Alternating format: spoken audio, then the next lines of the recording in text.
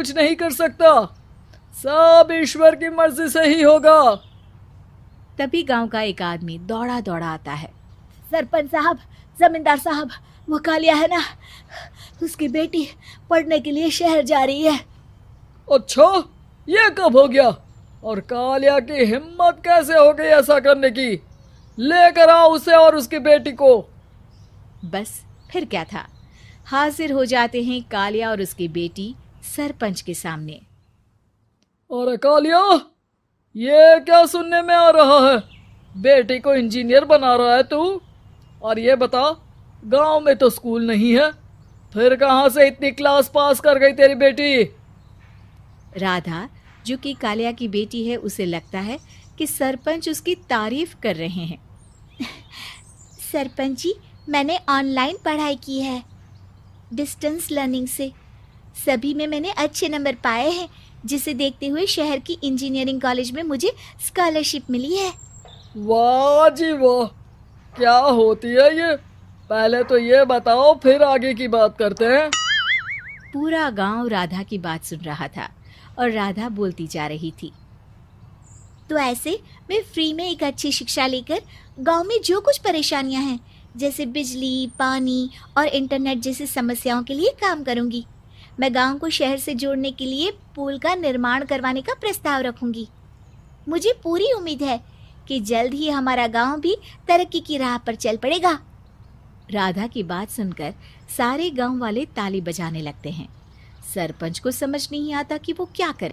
चुप रह नादान लड़की, गांव के खिलाफ जाने के लिए तुझे गांव से बेदखल कर दिया जाएगा, वो भी पूरे परिवार के साथ। और हाँ, अगर ठीक से गांव में रहना चाहती है तो ये पढ़ाई लिखाई छोड़ दे। हम तेरे लिए गांव का कोई होनहार लड़का देखेंगे। तभी गांव का एक आदमी बोल पड़ता है। अरे नहीं नहीं सरपंच जी, राधा बिटिया जो बता रही है, अगर वैसा हो जाए तो हम लोगों को पैसा कमाने के लिए बाहर नहीं जाना पड़ेगा। हाँ जी, और ना ही कोसों दूर पानी के लिए भटकना पड़ेगा। हमारे बच्चे भी अच्छी पढ़ाई कर सकेंगे और आगे बढ़ेंगे, ना कि हमारी तरह खेती करते बैठेंगे। क्यों गांव वालों, राधा बिटिया का साथ देना चाहिए ना। सरपंच देखता है कि गांव राधा के साथ है तो वो चुप हो जाता है। वो घर आकर अपने सलाहकार से बात करता है, जो बहुत ही चालाक किस्म का इंसान होता है। अरे सरपंच साहब, आपको बहुत ही होशियारी से काम लेना पड़ेगा। एक बार गांव तरक्की कर गया, यहाँ के बालक पढ़ लिए तो कोई ना पूछेगा आपको। और फिर ये जो बेटा और बेटी है ना आपके, इनको भी आम लोगों की तरह ही जीवन जीना होगा। हाँ, लेकिन करे तो क्या करे? वो ना आप मुझ पर छोड़ दीजिए, बस मैं जैसा बोलूं करते जाइए।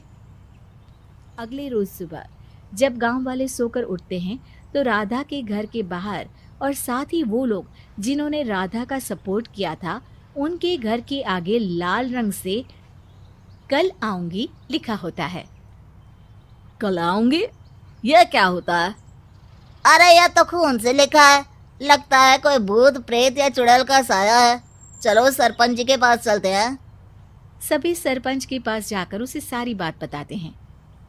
अरे ये तो बड़ी मुश्किल की बात है। चलो, मैं एक बाबा को जानता हूँ, उन्हें बुला लेता हूँ। सरपंच बाबा को लेकर गांव के घर के बाहर जाता है।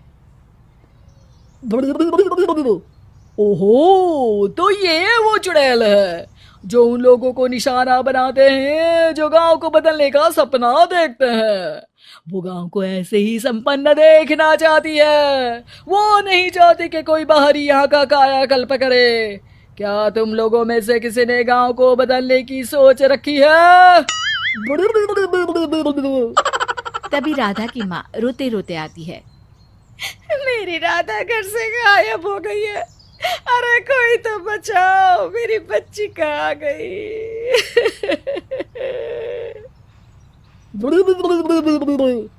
ले गई वो चुड़ैल, तेरी बच्ची को ले गई।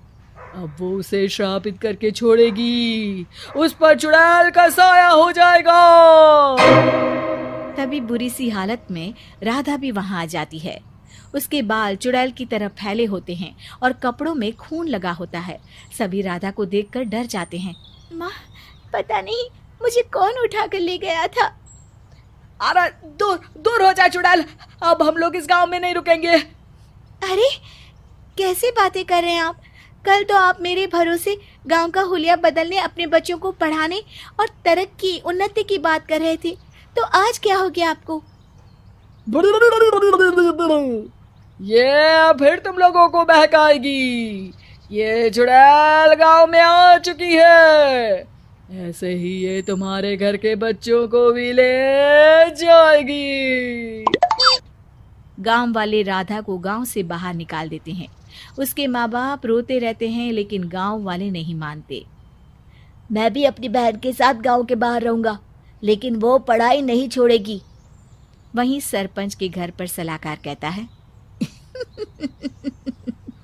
देखा, सांप भी मर गया और लाठी भी नहीं टूटी।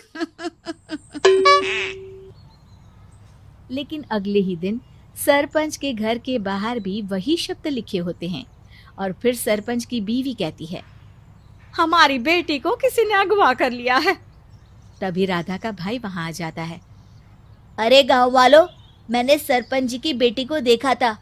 वो चुड़ैल उसे उठाकर ले जा रही थी। अरे क्या मजाक कर रहे हो? नहीं नहीं सरपंच जी, आप नहीं जानते। वो चुड़ैल अब आपकी बेटी में आ जाएगी, जैसे राधा के अंदर आ गई थी।